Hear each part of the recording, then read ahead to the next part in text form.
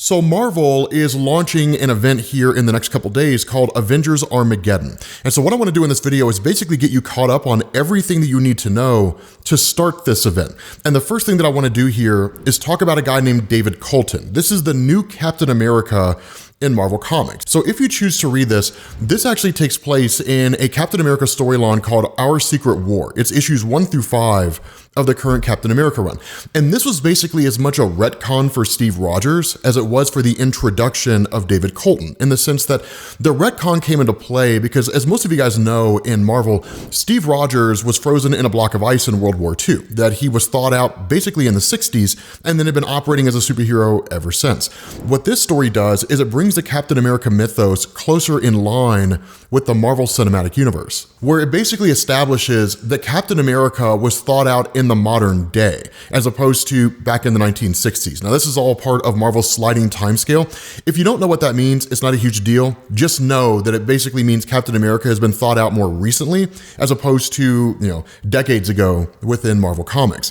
The story of David Colton almost mirrors the story of Steve Rogers, in the sense that in the aftermath of 9/11, David wanted to join the US military. Now, much like Steve Rogers, he was just considered too scrawny and weak, but he also had asthma. His vision was 20/60, so there were any number of factors working against him. His brother Brian had served in the military and had seemingly died in the Gulf War in Kuwait, which was basically a contributing factor to why it was that David wanted to enlist in the military in the first place. Now, because of his passion and his drive to want to do something, he is allowed to join the military, but he's basically bullied by all the other recruits who essentially argue that he's just too small, and because of the fact that he's too small, when they're out on the battlefield, he's going to end up getting them killed. And in fact, the drill instructor drags him out in the middle of the night and starts beating the hell out of him, telling him the exact same thing, right? That the recruits are right, that he's too weak, and he's going to end up getting people killed.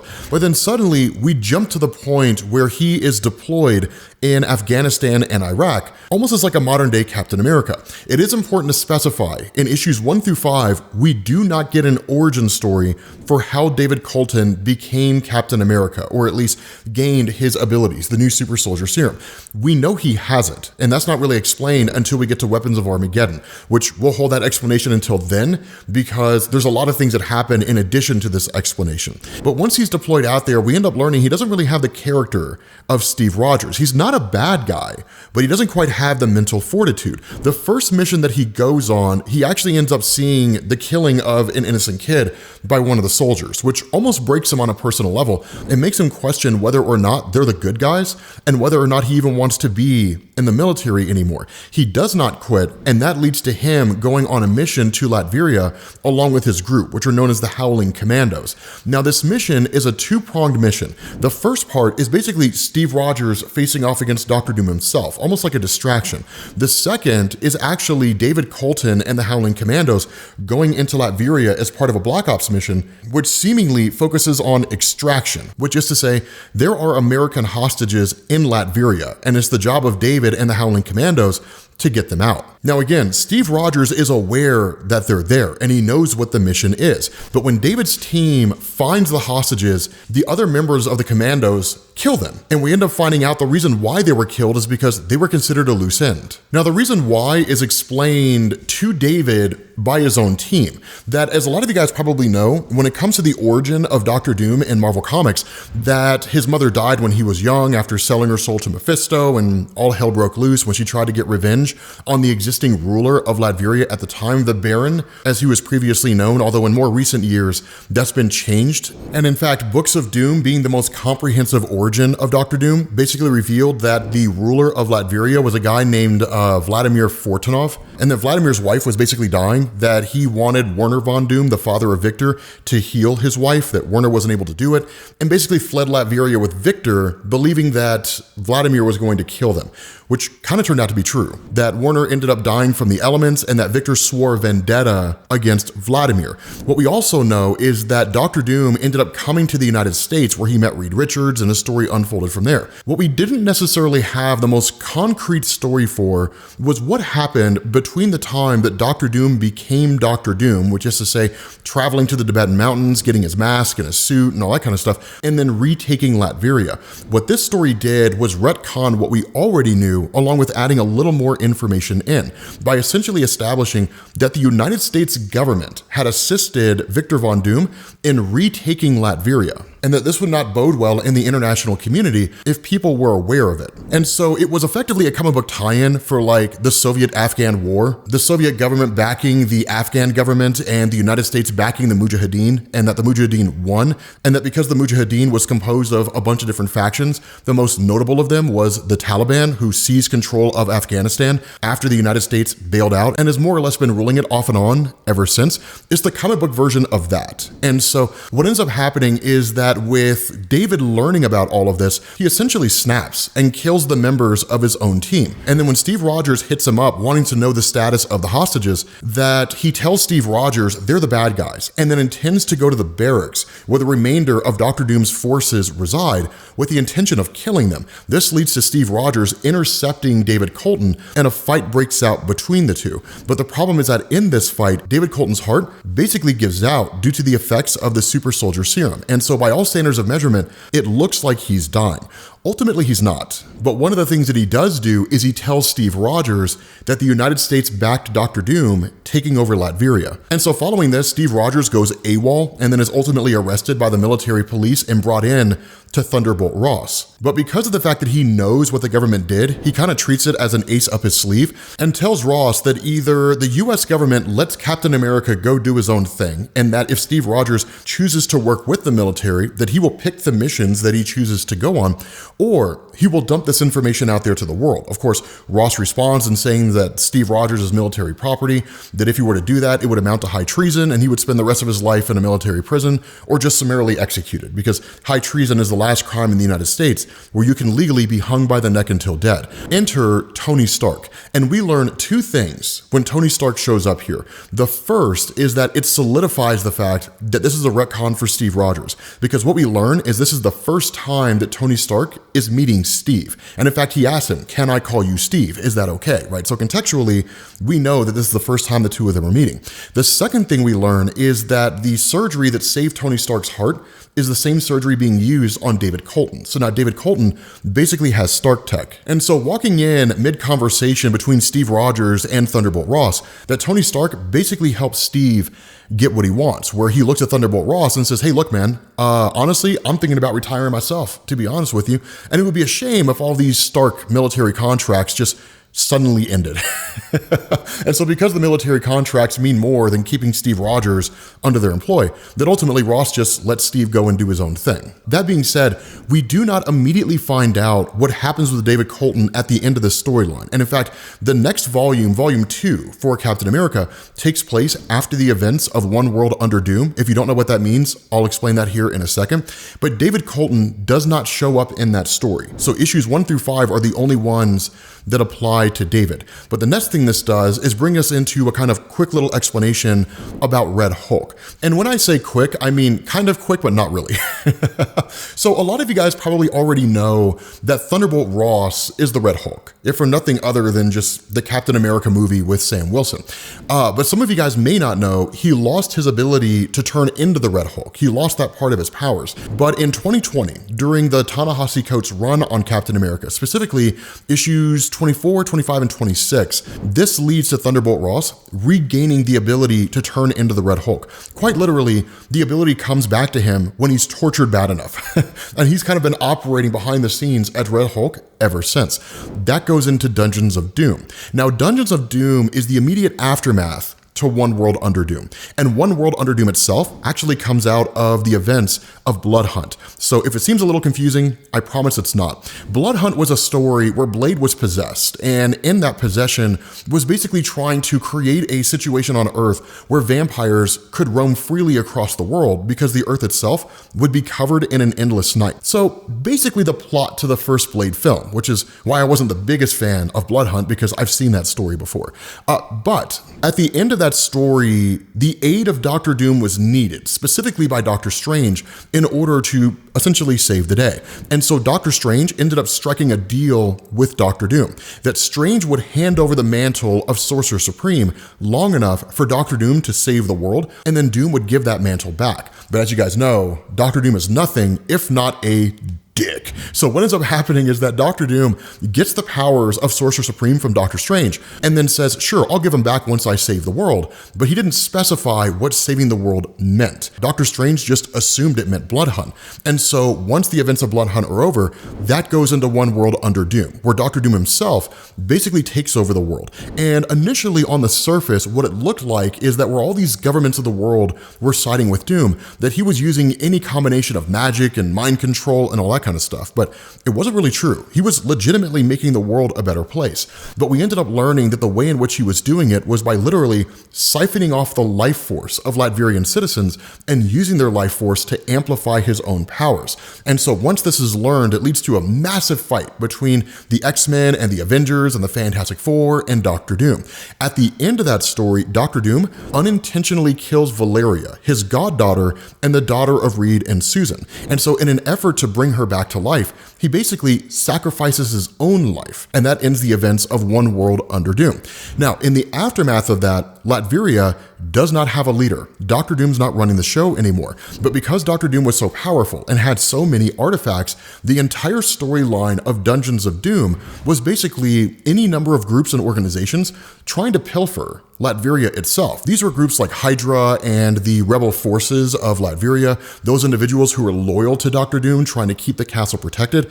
Red Hulk was a part of that, and he ends up walking off with his own artifact. Now, this artifact itself actually contains what seems to be the abilities, or at the very least the essence, of a mutant that was so incredibly powerful and dangerous that it took the combined efforts of Dr. Voodoo, Jericho Drumm, Charles Xavier, and Emma Frost to lock him away. That his powers that basically drove people insane to madness spread almost kind of like a plague. And while we only really got flashbacks of what he was doing at the time that he was active, that seemingly he was building a kind of cult around himself, this kind of Jim Jones type thing. Hence the actions of Jericho and Xavier and Emma Frost. And so we don't quite know what's going to happen with that particular mutant, but that plot thread with Red Hulk is going to go into the events of Armageddon. What this does is it takes us into a combination of the Wolverine solo series and Weapons of Armageddon. Now, I will specify, the Wolverine solo series is not overly important. And in fact, the conclusion of the current storyline in the Wolverine solo series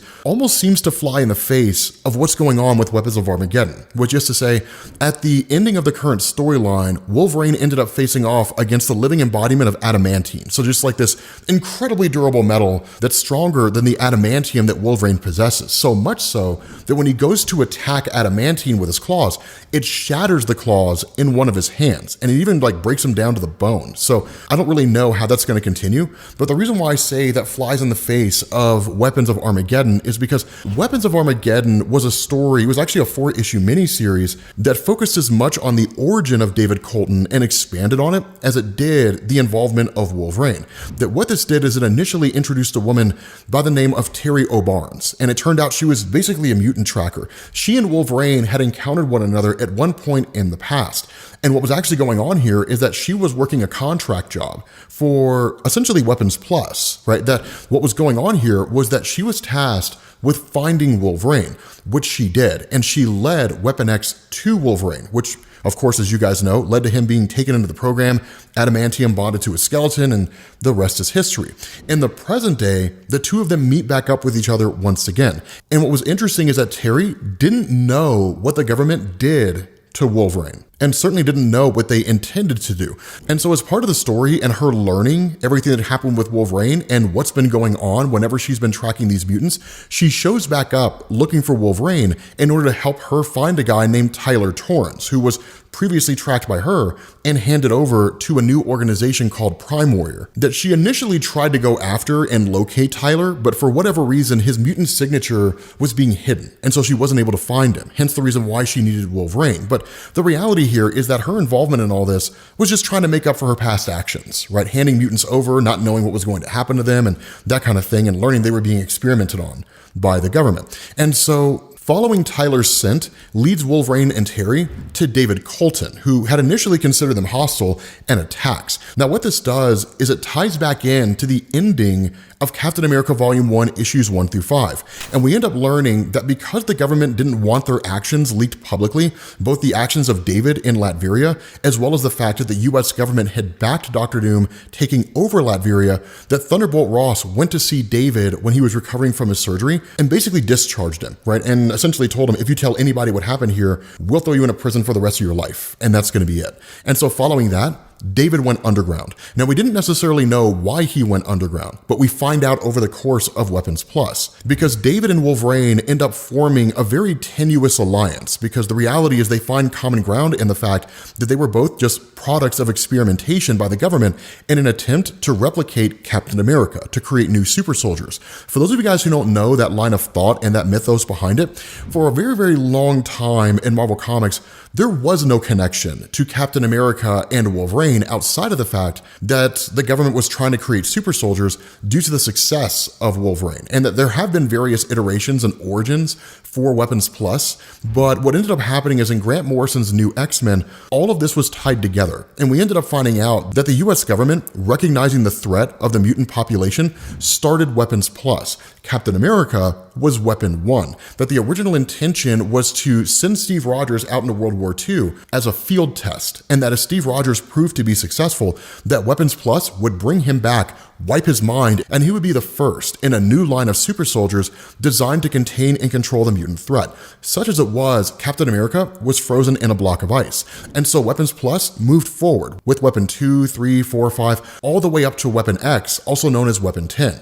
Which is Wolverine. And so again, while Captain America, Our Secret War seems to kind of retcon a lot of this, at the very least, there is still common ground being found here in the US government basically outsourcing experimentation on mutants in order to turn them into super soldiers. And so what's happening in the here and now is that Prime Warrior is an organization that the government's contracting out to create super soldiers. And that's where the origin of David comes into play, that David was given his super soldier enhancements by Prime Warrior. But in learning what Prime Warrior was doing behind the scenes with guys like Tyler Torrance, that once David went underground, he started taking shots and trying to attack Prime Warrior and basically trying to destroy them from the inside out and free whatever mutants or individuals he came across that were being experimented on. And so in the conversation between David and Wolverine, we end up learning that Tyler has a regenerative healing factor and was bonded with a new type of adamantium that's fluid in nature. So it's not the traditional adamantium that Wolverine has, where once it hardens, it's set that way.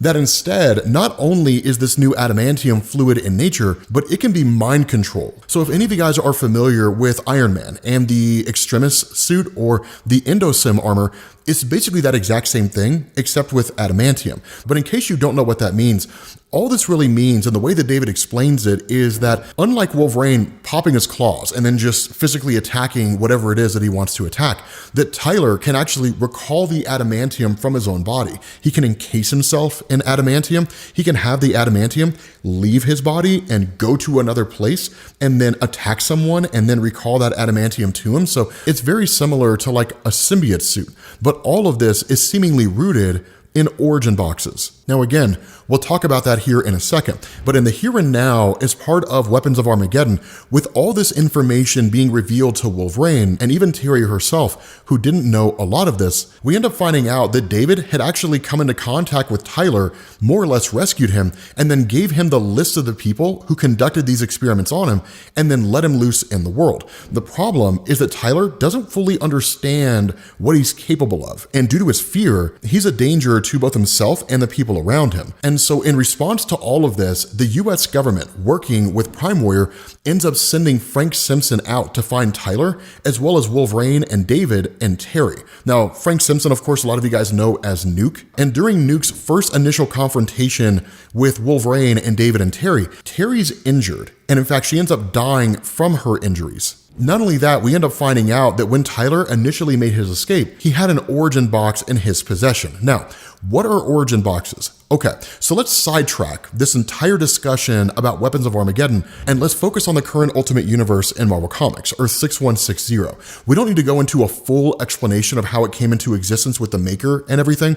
I do have a playlist on the new Ultimate Universe if you want to check it out. What matters is this: the actions of the Maker in creating this new Ultimate Universe basically saw him traveling through and changing things about the Earth 6160 universe. So for example, preventing the spider that would have normally bit Peter Parker from biting him. So Peter Parker in that universe never becomes Spider-Man.